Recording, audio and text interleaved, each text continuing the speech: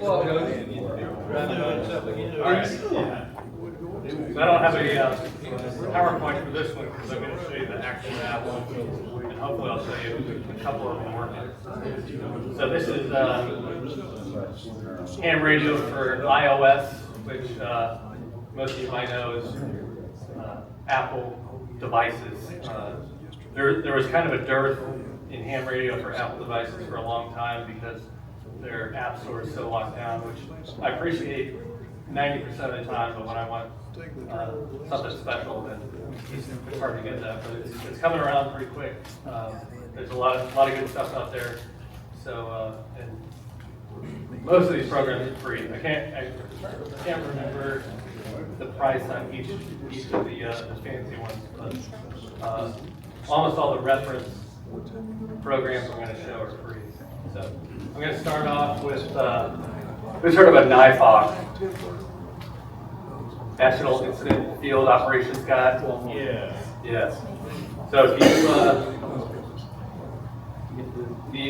who knows what Oxcom is? Auxiliary Communications. It's a ham radio training program for incident communication or incident command systems. So if you're at all even remotely interested in that stuff, go ahead and go download these for iPhone or Android. The eOxfog and the eNIFOG. One, they'll download an offline version, so you don't need cellular access to get these. So let me record. So this is the Oxfog. You got all kinds of stuff in here. So, if you need to do an Ethernet cable in the field, okay. You need to hook up a RS-232. You need help identifying an RF connector.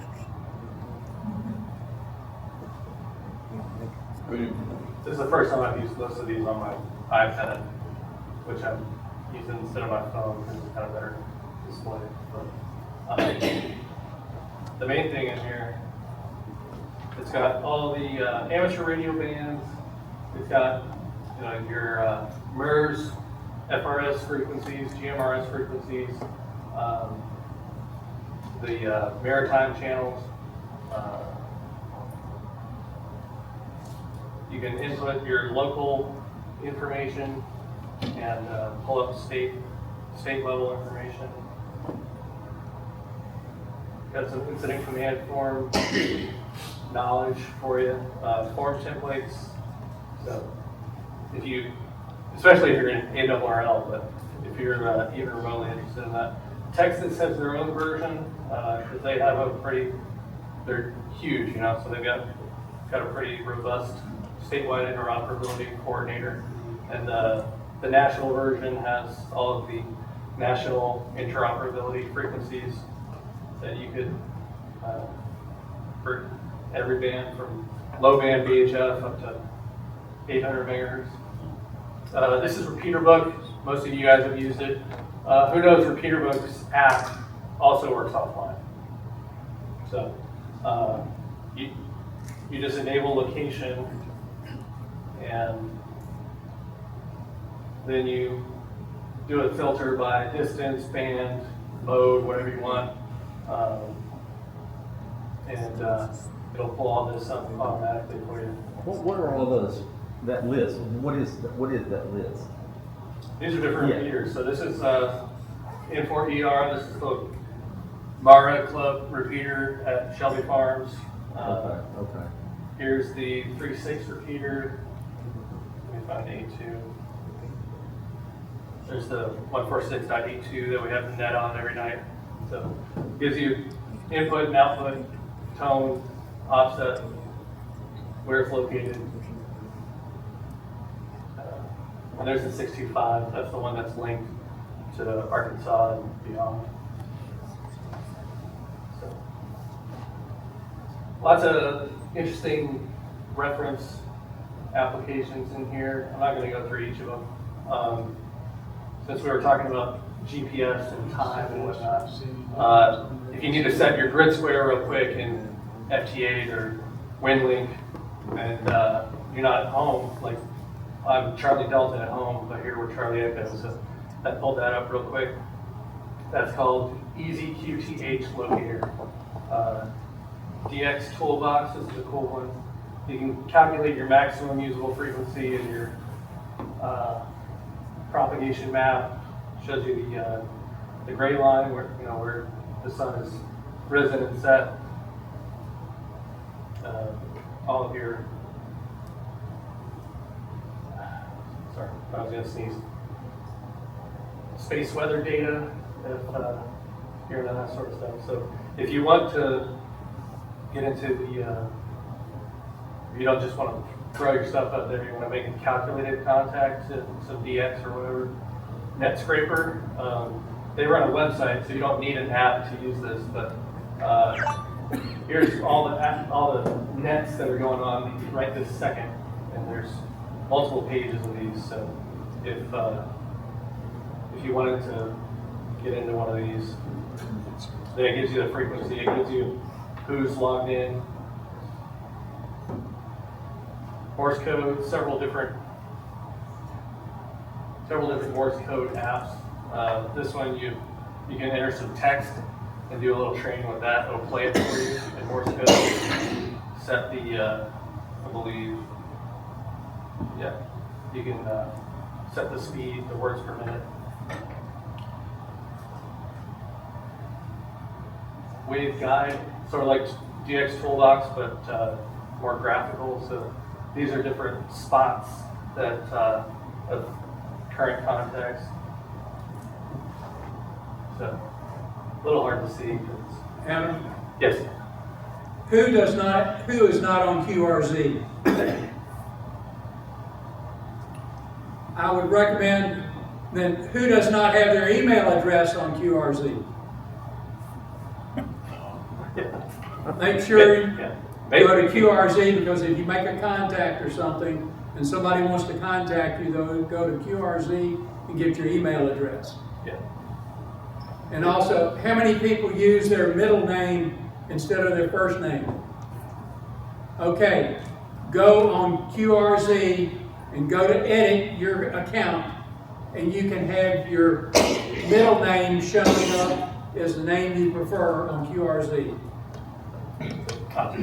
Thank you, Joe.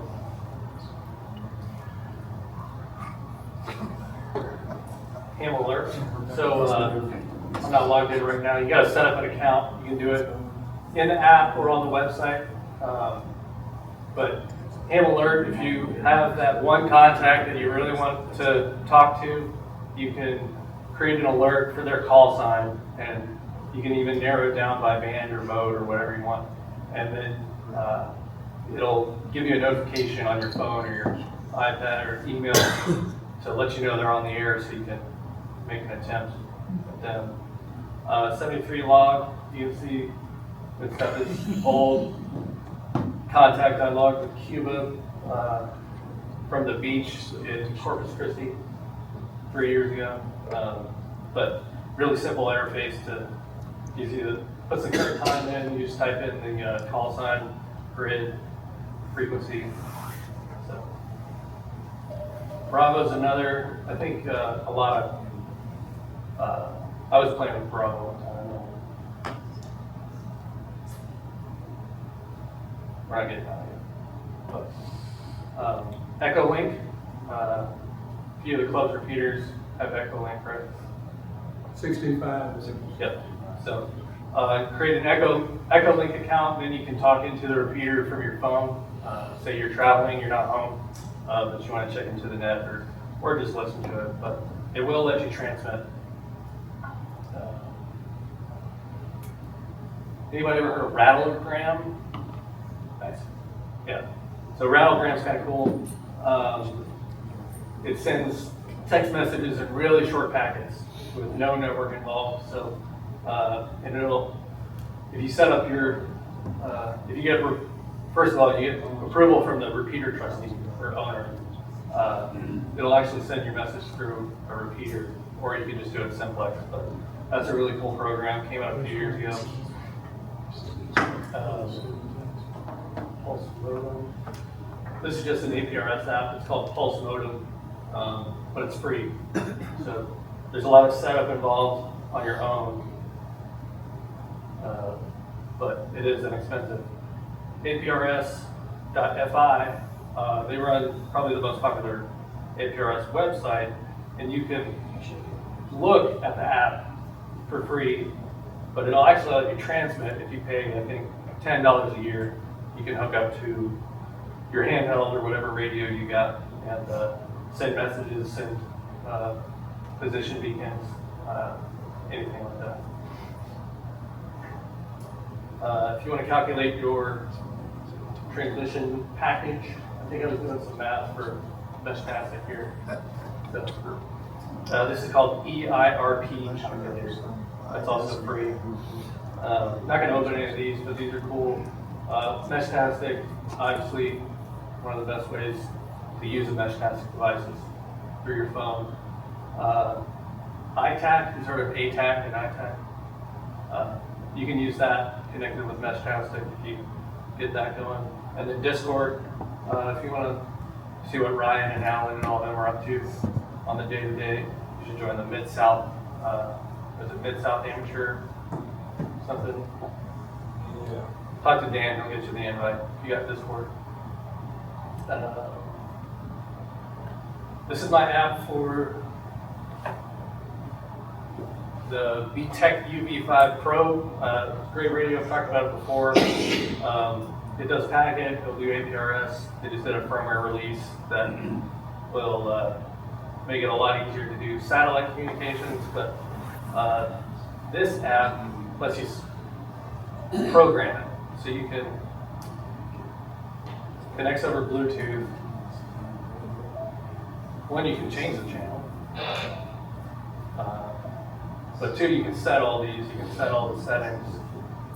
And so you don't need a programming cable anymore. It's obsolete.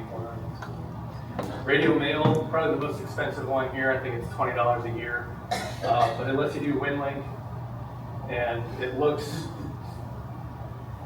very similar to the native mail application for Apple products. So I haven't downloaded the stations on my iPad. I just input the station I run, and then it's got a built-in packet modem. It'll also connect to packet modems like this one that are Bluetooth or that are on your network, like if you run Direwolf on a Raspberry Pi. And it'll also connect to Vara running on a Windows computer. So you get a Vara running on your computer upstairs, and you can be downstairs connected to Wi-Fi, sending WinLink emails, doing your WinLink Wednesday check-in. And here's where you go. You go to the bottom left when you're ready to connect. You pick your station out of your favorites list. There's Telnet, so you could just get your WinLink over Telnet. There we go. Boom. So, WinLink Wednesday reminder. Who's done WinLink Wednesday since I did my WinLink talk? Oh man. Okay. This is the main impetus for this talk. You can do FTA on your phone. You don't have to have anything else. So I've got, this is a USB-C to USB-B cable. I've just got this dongle so you can see the display, but normally I would just have this connected right into my phone or right into the iPad. So I gotta turn it up all the way because it's kind of annoying. But let's see how well am I.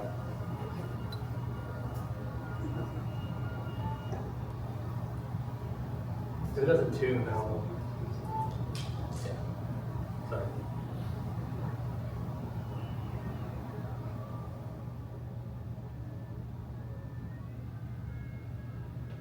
I had to run out of the house pretty fast today, so I forgot a few things. But you can see we're decoding. I went to the beach in Houston last weekend and did POTA. And instead of pulling out a laptop or pulling out a Raspberry Pi and the iPad, now you just pull out the iPad. So, and then last one. Adam, which app were you using there on that? What was that called? That's called IFTX, and I think that one costs a few dollars, like $6 or $7. It does FT8 and FT4, so FT4 is the faster mode. And this last one is called Whisper Watch, WSPR Watch, and it's a way to view PSK reporters. So, you know, the FT8 apps all send what they received to servers, and then this is a way to watch it. And then I believe this also transmits Whisper, which is like the 2-minute weak signal propagation per quarter. So it's good and getting better. Yes, Joe. Have you found a JS8 call app for the iPad? I have not. I'm sure if you build one, you charge money for it because it's great. So, any questions on that? Awesome. Thanks.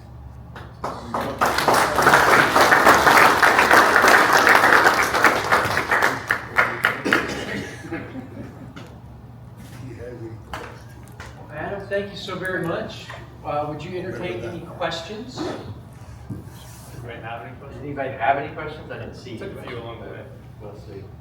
Yes. You mentioned Dire Wolf. Can you kind of explain what? Yeah, Direwolf is a program for running packet modes